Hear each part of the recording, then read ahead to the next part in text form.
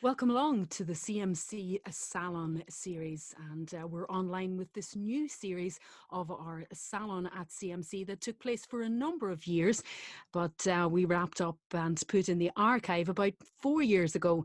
Seemed like a good time to take it out of cotton wool and run it online for across the summer.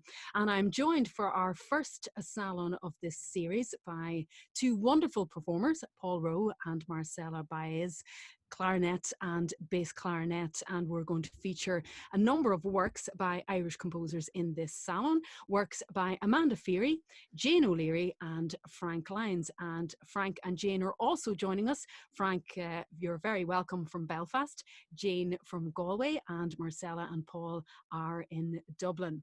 And it's great to have you all along for this first ever salon online that we're presenting from CMC. Paul, it's appropriate that you're here because I understand from the archives that you were in the first CMC salon quite a number of Yes. years back. What year was it? Do we know? I'm not sure exactly, but probably well over 10 years ago, perhaps Okay. 15. Okay. Yeah, I haven't aged a bit. Not at all, not in the slightest. And it's great to have you along. And It's a great pleasure to be here. you've been involved in so many CMC events over the years and such a passionate advocate of new music from Ireland, and wonderful that Marcella is taking up the baton as your student at the TU Conservatoire of Music and Drama in Dublin. So if we have a little bit of a chat about the works that are on the programme for this salon. And just to say also, we have apologies from Amanda Feery, who couldn't join us for this salon because she had some prior commitments. But we're going to start with a work by Amanda called Starmaker. I mean, Paul, the three works that we have on the programme today, they're all works that were commissioned for yourself, for clarinet and for bass clarinet, from Irish composers. And I suppose we'd have to say that you're responsible, or we'd have to give you credit for an expanded repertoire of works for clarinet and bass clarinet by Irish composers. Is that true to say? Yeah, yeah. I think a lot of the bass clarinet repertoire that's been written by Irish composers was originally, if not directly commissioned by me, it was the conversation I had with a composer. Would you like to write a piece of the bass clarinet? And yeah, I mean, in fact, Marcella would be more knowledgeable on this than me because she's done research on this. So she probably has the stats on this, whereas I'd be relying on my old brain, and I'm not so sure that's as reliable as Marcella's statistics. So she would know about the statistics of pieces and so on because she's done some research on this. Do you remember? Do you know Marcella off the top of the head? Yeah, I actually wrote my master's thesis on the topic of bass clarinet works composed by Irish composers. And I'd say, I don't know for sure, but I think at least half of them, if not more, were commissioned or written for Paul. And only a small number of works were written for other bass clarinetists. So there's quite a big margin, I think. And I should say in that relation, my inspiration for that really, I'd have to bring Jane in on this as well with my work with Concord Of course. and our relationship then to Harry Sparnay, who was a great inspiration, and I know to Jane and to me also, and he commissioned in excess of 500 works from composers across the globe. And yeah, and we worked with him, and we learned a lot, and we collaborated a lot with him. It was great. Yeah, Jane, would you like to come in there on Harry? I would, because I know Paul and I are both deeply indebted to Harry, and it was I don't know, I don't remember when he first was invited to play with Concord, but it was truly inspirational. And I think that nobody had heard of the bass clarinet before Harry started making it his solo instrument and commissioning hundreds and thousands of pieces. Like, it was just so inspirational. And I know Paul took it from there and became the Irish Harry, and got everyone writing for the instrument. So now we all know what the bass clarinet is. And you're passing on this skill and I would say mentorship as well to your students, Paul. I mean, because you're such an advocate of contemporary music and working so closely with composers, it's natural your students they're not going to be playing the Mozart clarinet concerto. They're going to look at this repertoire and really engage with it. And, you know, you've made a number of pieces really your own now, Marcella. You've taken them up from Paul and from Paul's guidance and really engaged with these works. Yeah, I'd say most of the pieces I've played in the past 4 years have predominantly been by Irish composers, and it's been really great for me. I've been able to meet a lot of them as well. And then studying with Paul, who these pieces were written for, is really important because he passes on information that no other bass clarinetist could. Yeah, absolutely. I mean, is that what draws you? You're talking about, you know, the fact that you've met the composers. I think for all of us that are engaged with contemporary music, that's the thrill of it. I mean, that's what really attracts us all from the outset. We can meet the people who write the works and meet the people like Paul, who the works were written for. Is that what has drawn you to contemporary music originally? Are you asking me or Paul? Yeah, Marcella. Okay, sorry. I think, like, before I started studying with Paul, I didn't really do any contemporary music, and it's just because he's so enthusiastic about it that I started to study it. And then just the more I studied contemporary works, the more interested I became and the more composers I met. And now it's almost like I feel more connected to it. So I'm even more interested to continue working with Irish composers. And I'd prefer to play works by composers that I know rather than just playing works from someone I didn't know. Because there's that aspect of being connected and even like a bit of community feeling. Absolutely. I mean, I think all of us that work in contemporary music in Ireland do feel that we're part of a community across the island. And I mean, that seems like a good place to dive a little bit deeper into Amanda Feery's work. Because this work, Starmaker, it's a companion piece to a work called Rattle, both written for Paul, both for clarinet, acoustic works. But you have taken this work and really developed a whole strand of it that's very much your own. Yeah, so I'm doing this as part of my doctoral research. I'm in the third year of my Doctor of Music degree. And what I'm doing is I'm calling it remixing contemporary music. So Amanda's piece, Starmaker, it's for solo bass clarinet. There's no electronics in the original piece. But I thought it really had potential to have electronics because it's a solo work. So I have added a live processing layer to her piece. And I don't think she's heard it yet, actually. But yeah, I did talk to her about it, and she said, well, why don't you do Starmaker? And so that's what I've done. I've added live processing to it. And I think it turned out quite well. Well, certainly, I'm very much looking forward to hearing it and seeing you play.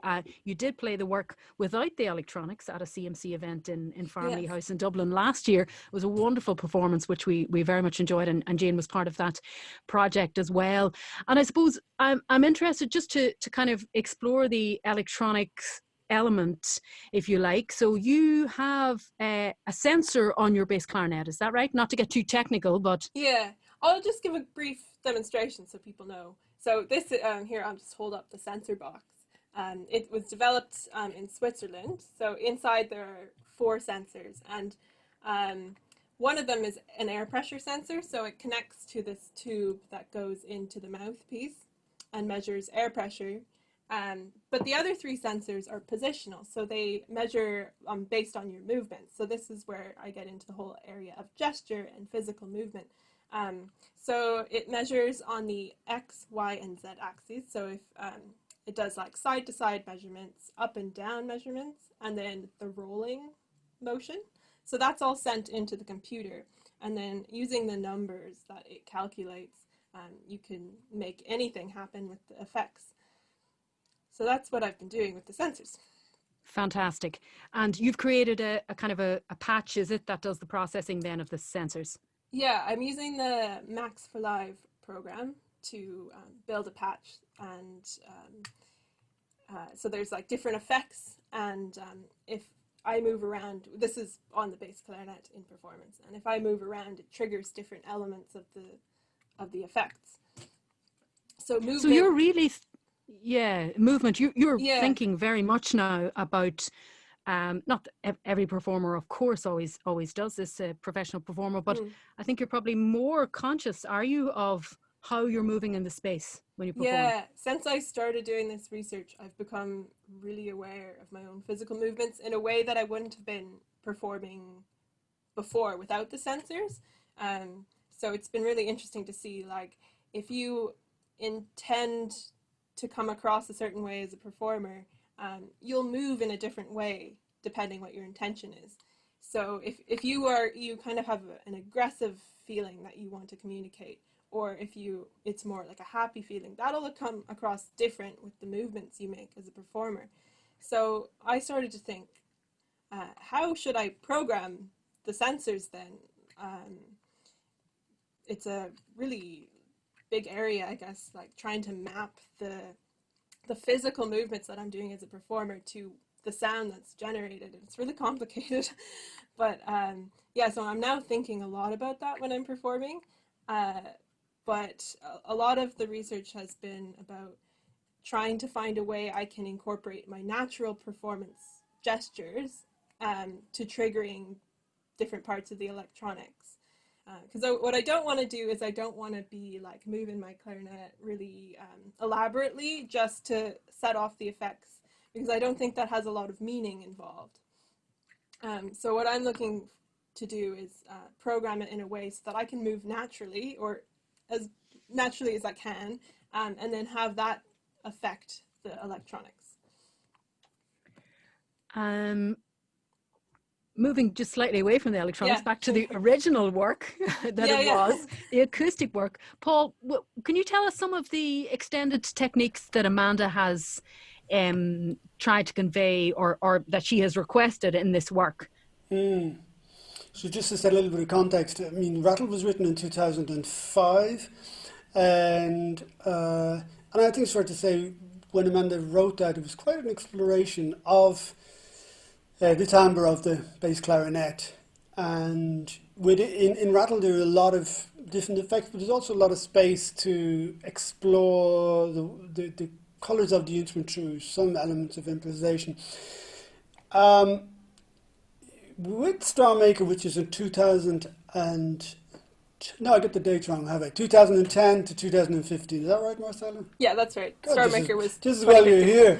So 2010 Rattle and 2015 Starmaker. And so with Starmaker, I would describe it as a much more, if I could say so, much more restrained expression, and a much more restrained aesthetic than Rattle. Rattle was quite ebullient, and as the sound might suggest, quite, fun and virtuosic, whereas the Starmaker is quite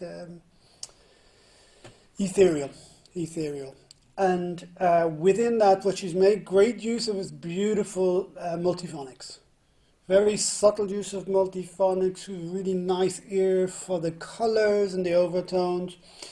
And then there are these interjections, these prompts within the piece, which kind of really jostles us out of that nice, serene, mystical world we're brought into at the beginning, So it's a great exploration of the bass clarinet's colours, but also in a subtly nuanced way. That said, now that Marcella has got to work on it, it's added a whole other layer. And I just been listening to this recently, and it's really, I just think, wow, this opens up so many possibilities, So whilst Marcella's my student, I'm really her student actually, but I don't tell her that. It's a secret, because I'm really the one who's doing the learning actually, if I'm being honest. Let's hear and see Marcella play Amanda Feery's Starmaker.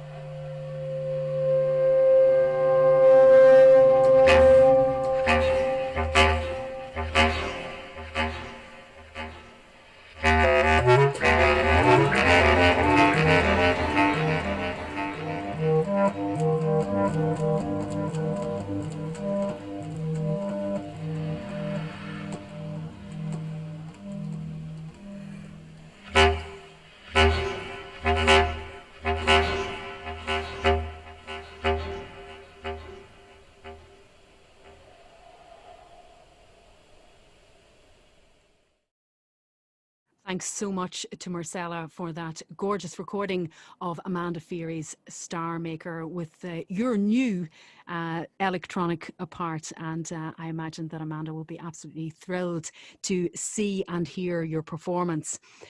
And I suppose this really does take us on to this question again of interpretation. These three works written for Paul that have now come into your repertoire, Marcella, and you know, each performer brings their own musical personality to a work. And our next work that on the program today, Stung, by yourself, Frank, just to kind of explore how you worked with Paul on this work. Was it a very collaborative process? Had you written before for bass clarinet? No, it was entirely collaborative. I hadn't written for bass clarinet before. I'd heard a couple of performances by Paul and was really fascinated, engaged with the sound and just the range. I mean, Paul's used the term colour, and that was the key thing, just the range of colours that were available. It's an incredible instrument, very beautiful instrument. So it was all about the collaborative process with Paul, which I found really enriching and inspiring. And tell us about, I suppose, the fact that, you know, the electronics, the way you wrote this, the electronics can be performed by another performer or can be performed by the clarinetist. Yeah, so originally, you know, there was as much freedom for interpretation as possible built in, whether that was, you know, how the sections of the piece were ordered by the performer and so on. But we did have this open plan idea around who would control the electronics. And Paul and I were really engaged with the whole idea that I would be on stage, triggering and controlling the electronic processing from an iPad, essentially, because Paul had mentioned to me that he was really keen to explore gesture, you know, respond to gestures I was making and vice versa. So that's how it started, where the composer, me, interpreted the electronics in real time. And then, you know, in the way that Marcella has picked it up, it's got a slightly different approach where essentially the performer is in complete command. Just to go back to you being on the stage, did you enjoy that part? Because I mean, that's not usually where the composer finds themselves. Well, a lot of composers who are performers do, but I know you work very collaboratively with the ensembles and performers that you write for. But are you usually on stage? No. No, I mean this was a first actually. Although I did explore that idea then in subsequent pieces where I would be on stage. Looking at that whole idea of the iPad as an interpretive instrument as well. So that collaboration with Paul did trigger a number of pieces that explored that idea. But as I say, I think more recently, I'm really keen to explore the idea that the performer is in control of the electronic processing. So Marcella, do you feel that this has given you more control as a performer, or halfway through this, did you kind of feel, oh God, no, I'm just going to get someone else to do these electronics. This is much too much for me to be thinking about. Well, the first time I performed the piece, I actually had Frank doing the electronics on stage. And then I wanted to perform it more after that, but obviously Frank's up in Belfast and I'm in Dublin. So the control part was more that I wanted to perform it more often. And then I thought it would be the perfect piece to start programming with the sensors, because it already has live processing as part of the original composition. So it seemed like the perfect piece to just experiment as my first run with the sensors. And Frank, can I go back to you for a second just to ask you about some of the processing that's going on here? Okay, so we're taking the live sound of the bass clarinet. It's going through a max patch, if I'm right. And what's happening? What will we hear in the course of this work? Well, interestingly, Yvonne, I was really sort of torn between whether I should spend hundreds of hours designing max patches or use something that's more off the shelf available. So most of the live processing in Stung is done through a software called Ableton Live, which has these like multitude of processors, which very, very few people use live. You know, they use them when they're recording and so on. So I worked out a way that we could process the live sound through these processors that are available in Ableton Live. And Marcella has then developed a max patch which communicates with Ableton Live and allows her to control the parameters within that. So it's kind of multi-layered, but I took the cheats way out. So I use Ableton Live in this piece for the live processing.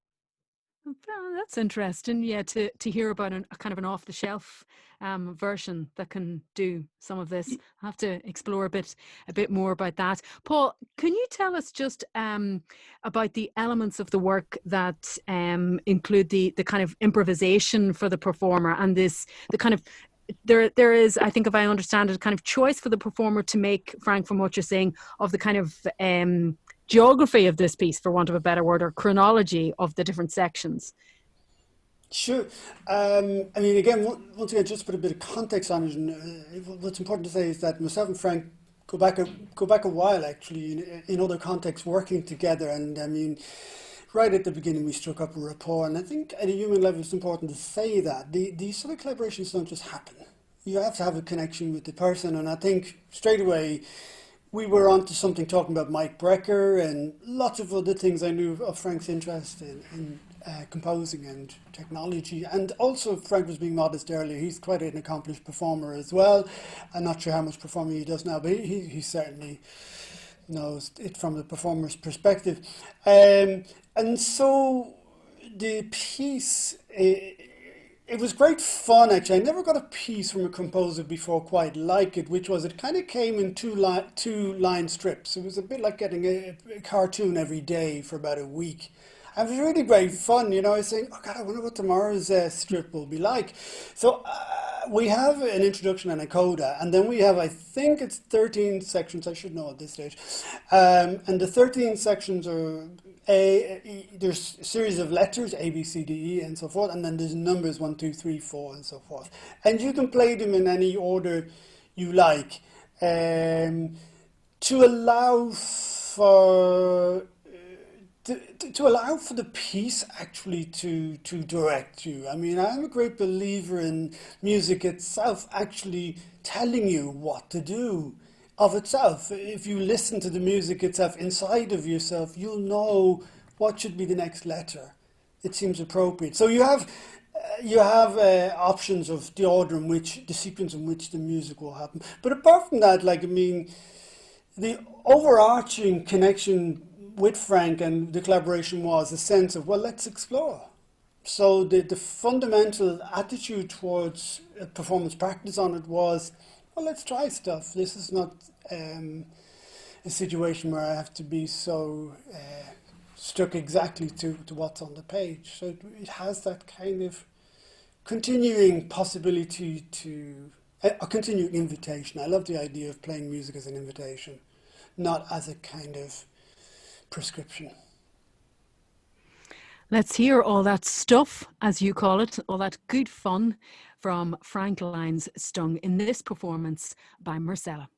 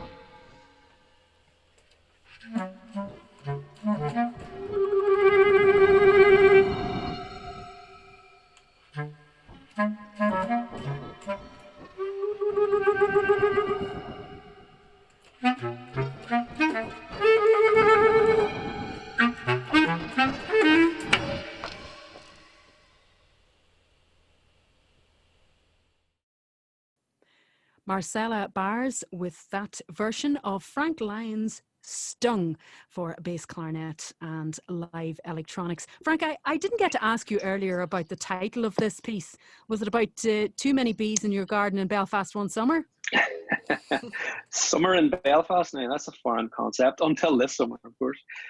No, Stung, Paul mentioned our mutual admiration of Michael Brecker, the saxophonist, and I always felt when I was listening to Mike Brecker, I was almost being stung by the sound. There's that sting to everything that he does, and I just thought it would just transfer it across into this piece, given that it used a lot of material from Mike Brecker solos and stuff that Paul and I would have worked on. So that's where the title comes from. Fantastic. I'm interested, I suppose, we've discussed and we've referred to this close collaboration between the performer and the composer. And Jane, this is very central to your compositional practice. I mean, I know that you've often discussed with me that, when you write music, it's very much for a specific performer, and that for you as a musician, as a composer, it's these relationships that Paul has referred to as well that are very special to you and really are the kind of key to opening the door to works and to starting work on a piece for you. Absolutely. I've been very lucky over the 40 years or so here in Ireland that I've been writing, that I have been working with wonderful performers like Paul, people who are interested in exploring their instruments and working kind of collaboratively. But as a composer, yeah, it makes a big difference to me to know who I'm writing for. I find it really difficult if I'm asked to write a piece just as a piece for a competition or something like that. I find that just strange, because I like to know who I'm writing for, and I like to hear their sound in my head when I'm making the piece. Yeah, I know that in a recent work that you wrote for harpsichord and baroque violin, that you were trying. I know that one of the performers was based abroad, and this was a kind of becoming a slight anxiety for you around the time. I remember having a chat with you that you may not get to meet the performer. you're right, I'd forgotten that, but it was an anxiety question. And I was like, I have to know them. I have to know what they're like. I have to know how they sound. You know, and you could hear recording. I did listen to the recordings. But yeah, I like Paul, I kind of like to know the person as well, you know, just to make that connection. And you really like to be there for the kind of, I suppose, it goes kind of beyond the relationship for you, I feel. I mean, you like to be there at the rehearsal, at the workshop stage, at the very early stages of rehearsal. Yeah, absolutely. For me, the rehearsal is more important than the performance. And I get such pleasure out of rehearsals. And as you say, early on, so that there's some interaction and we're actually creating the piece together. For me, I tell you, to be honest, I just worship performers. I just think they are the most wonderful, you know, people in the world who can take this music and make it alive, give it birth. And I you know, I'm just in such admiration for them that you know, it definitely is their piece as much as mine. And I hope each time, if Paul is playing my music or if Marcella's playing it, it's different. And that's what I want. I want it to be their piece at that point, you know? I would share that high regard for performers, Jane, but I would also extend it, of course, to performers, to composers, because for me as an audience member, I'm appreciating this work that's being created and this co-creation then with the performer that you're speaking about, and then having this privilege of being in the audience and receiving that work as well. So, you know, it's this three-way kind of relationship, I think, that we're talking about. And you know, that let's I suppose be very honest here, that we're missing so much at the moment. It's wonderful to have us all on the screen because of modern technology, but you know, we all on this Zoom know each other, you know, are very fortunate to know each other in the very vibrant community of new music in Ireland, and we're missing that connection that we feel both as creators and interpreters and as audience members, you know, at the moment. So let's keep the faith that by a few months' time we'll be at least able to hear solo performances or small ensembles as the months go on. And this work, Jean, a piacere, which in Italian means, or in English means? As you please, as you wish. As you please, as you wish. So, Paul, how did you interpret the title in a very literal way in your performance of this work? Yeah, I'd love to just come in on something what Jane just said there, because I think it's so important. I don't know how long ago it was, perhaps 20 years ago. I remember Jane saying to me how important it was for the composer to be there at rehearsals and at performances. And I really experienced that.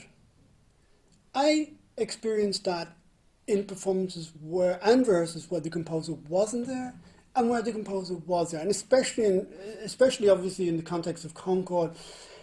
And it made a remarkable difference.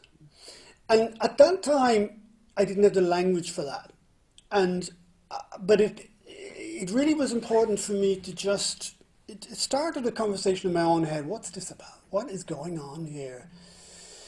And at this juncture, what I'm coming to realize through other studies I'm doing in my life, other areas of research I'm interested in, it's about energetic connection and neurotransmitters and mirror neurons. And this is happening between people all the time, and it's an energetic wave. And when you work with a composer and you have this energetic wave, and I believe when a composer creates a piece of music, it's like they've listened in to another world, and they've brought us this gift, and you're trying to also listen in to the worlds that we're discovering together. So how the person who's written the work feels about the music and feels about the connection between you directly influences how the music unfolds. And I dare say how the music continues to unfold in over the years as other people take it on. So it's as though the music has its own life, it's its own energy, and really for a performer, then the part of what the mystery is to see, can you tap into that?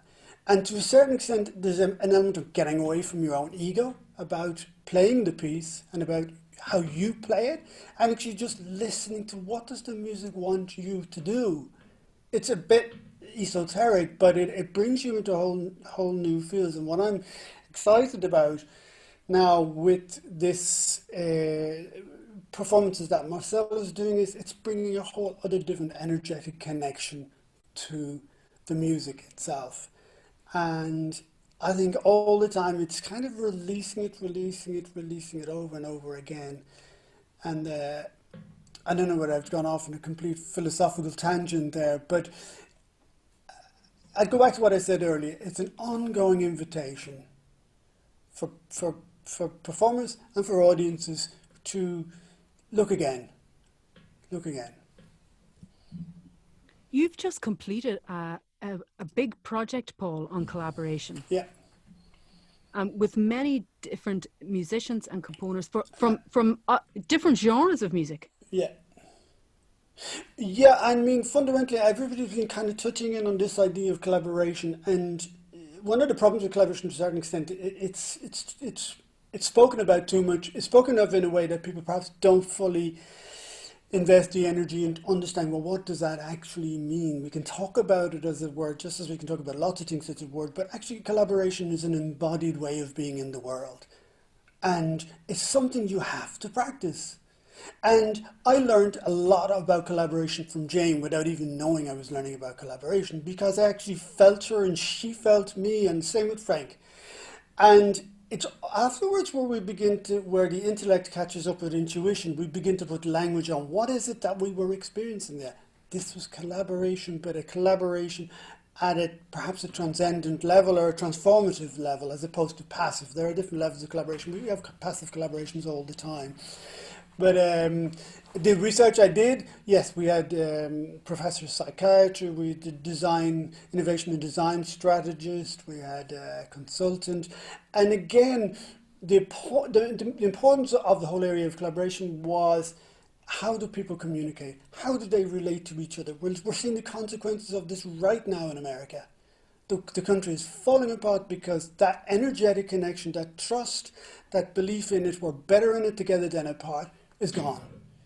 And it's so important that through music we have this opportunity to explore this in a very rich and profound way. But make no mistake about it, there's a political message behind this also in a broader sense in terms of the arts and in music.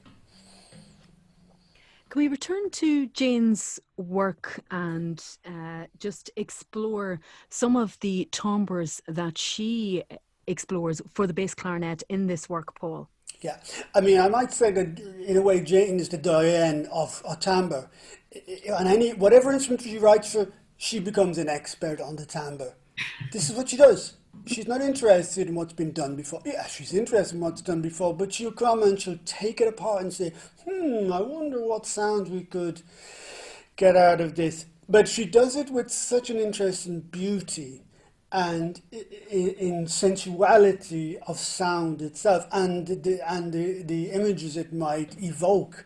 I'm also thinking of another composer who really does this, but does it in a much more, what's his name? Forgotten his name, got to that stage in my life. Who does it in a way that's, for me, a little bit too dry. Whereas Jane's exploration of colour is really towards this beauty and sensuous, sensuality, and I know she's been influenced by Takemitsu and the play of sound, the joy of sound itself. So in that piacere, to speak a bit more specifically about it, I guess you'd say it's kaleidoscopic, the sound world. It's airs, it's flutter, it's keys, it's this, it's high notes, it's low notes, it's slap tonguing, it's got so many different layers to it, and I think it has a sense of timelessness about it as well that really it starts and it finishes. So there's a certain ephemerality about it as well. So it started and you're enveloped in this world, and you don't feel you don't feel a pulse of time, and then the next thing you're out of this world. It's like, what? Oh, wow, that was kind of an interesting exploration. So it's beautifully distilled colours, I suppose, in sound. Jane, were you like a child in a sweet shop when you explored the timbres of the bass clarinet? Well, I'm loving listening to Paul describing the piece. It's amazing because that's what I do. That's what I hope for. Yeah, exactly. This piece was written 15 years ago, and it was at a time when Paul was doing his PhD, and his PhD was on the art of collaboration, and he commissioned various works from Irish composers. And it was such a successful endeavor between us on this piece that he's since played it dozens of times all over the place. And as I said at the beginning, each time is different because it is of the moment, really. That's whatever you make of it at that point in time is what it is. It isn't fixed. And that's one of the difficulties of working with a performer so closely that you're picking up these amazing sounds. And I remember going several times to his studio just to listen to sounds and, you know, maybe bring some sketches, but more bring ideas.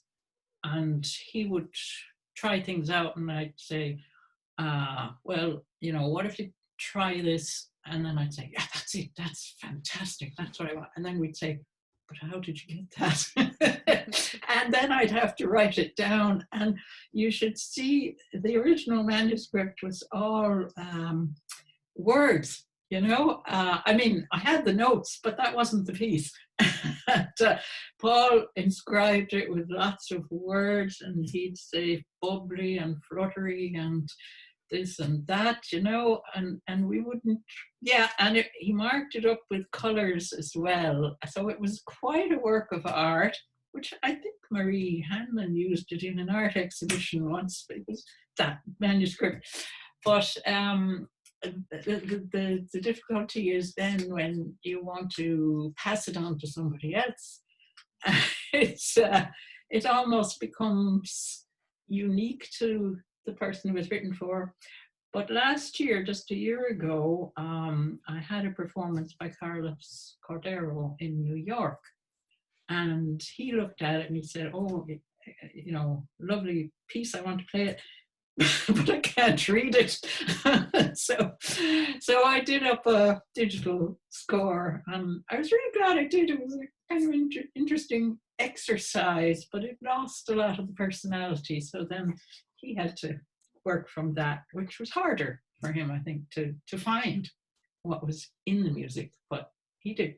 Mm-hmm. So it really is an exploration of the bass clarinet, as we said, as Paul said, of the subtleties of the color. And of course, I knew a little bit about it from Harry's amazing playing and the book he wrote on it and everything. And so I knew there was not only huge range and subtleties of all that, but of all the kinds of things you can do with your breath and your mouth, and to make so many different sounds. It's just amazing. It's really interesting to hear about Carlos taking up the work on this new exercise, or this new version you had to do, the digital score. Yeah. And I suppose, Marcella, our obvious next question is, are you also going to add a piacere to your repertoire? Yeah, I just started learning a piacere this year, and I've been studying it with Paul. And I think one of the challenges is that Paul can do certain things that I can't. So there are some things written in the score that I tried to do, and I couldn't make those sounds. So I've had to adjust it for myself a little bit. And the plan is that I will hopefully add some live processed visuals. So then I could perform a piacere with some visuals that'll tie in with the sensors again. because there's so many colors, as Paul mentioned, within a piacere, it seemed like a good candidate for exploring the whole idea of sensors and visuals. So it may take on another life. We'll see. Thanks, Marcella. And let's hear this performance by you, Paul, of Jane O'Leary's A Piacere.